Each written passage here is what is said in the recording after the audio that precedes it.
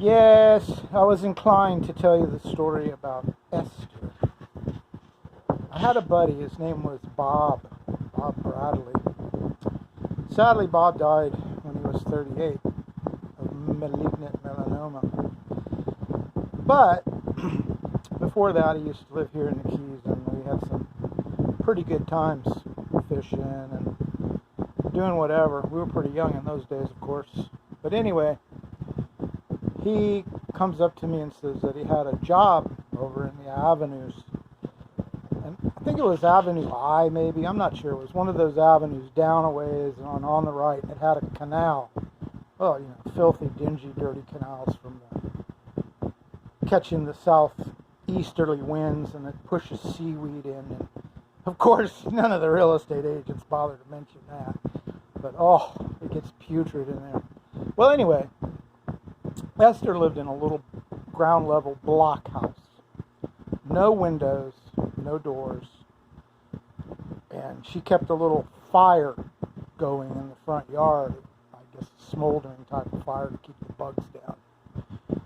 And I had never been there before, and Bob was kind of like, hold on to your hat,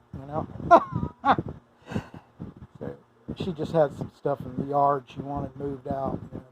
Remember some pieces of old pipe and stuff, So we rolled up in his little pickup truck, as I recall.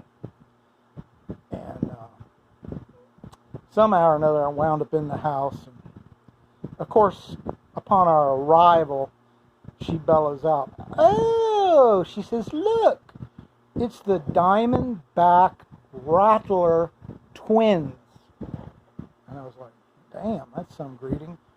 It's the Diamond Back Rattler twins, Well, that's pretty nice, right? So go in the house, and she had glued on the walls all over the house, like pictures of, like, out of National Geographic of planets, like Mars and whatever, and whatever she could find. And it was like they were actually glued on the wall, And so we picked up the pipe, and then she went on about the British are coming, or something like that, and something about the Sterlings.